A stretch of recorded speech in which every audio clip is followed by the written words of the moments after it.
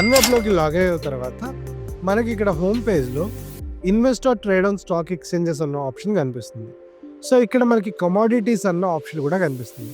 So ఈ commodities సెక్షన్లోకి మనం login అయిన తర్వాత డిఫరెంట్ కమోడిటీస్కి సంబంధించిన కాంట్రాక్ట్ ఇన్ఫర్మేషన్ అనేది అవైలబుల్గా ఉంటుంది. సో ఇక్కడ ఓపెన్ చేసిన సిల్వర్ ఫ్యూచర్ కాంట్రాక్ట్కి సంబంధించిన చార్ట్ని మనం ఇప్పుడు చూద్దాం. సో ఇక్కడ మనకి tv.dan.coలో మనకి ఇక్కడ ఈ చార్ట్ అనేది ఓపెన్ అవ్వడం జరిగింది. సో ఈ స్ట్రాటజీ కోసం మనం యూజ్ చేస్తున్న టూల్ VWAP. సో ఇక్కడ మనం ఇండికేటర్స్ సెక్షన్లో నుంచి VWAPని యాడ్ చేసుకుంటున్నాము టు ద స్క్రీన్. అండ్ VWAPని ఇక్కడ యాడ్ చేసుకున్న తర్వాత ఇక్కడ ఏదైతే మనకి ఈ సెట్టింగ్స్ ఉంటుందో ఈ సెట్టింగ్స్ మీద క్లిక్ చేయడం ద్వారా ఇన్పుట్స్లో నుంచి సోర్స్ అనేది HLC3గా ఉంటుంది.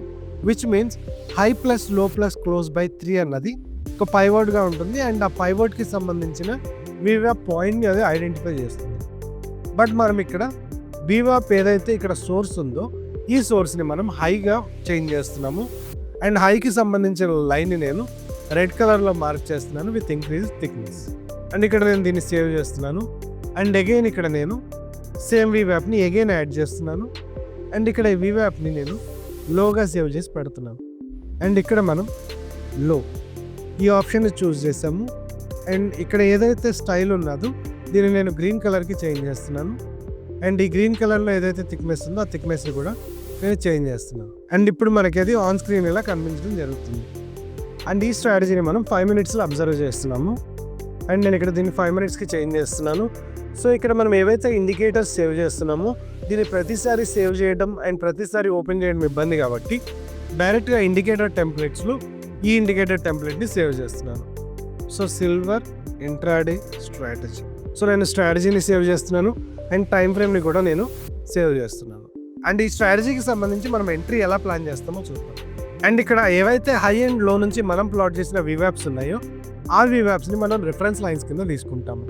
అండ్ జనరల్గా VWAPని మనం డైరెక్ట్గా యూజ్ చేసినప్పుడు కొన్నిసార్లు VWAPకి జస్ట్ కిందకి వెళ్ళినట్టు వెళ్తుంది, బట్ అగైన్ బౌన్స్ బ్యాక్ అయిపోవడం మనం చూస్తూ ఉంటాం.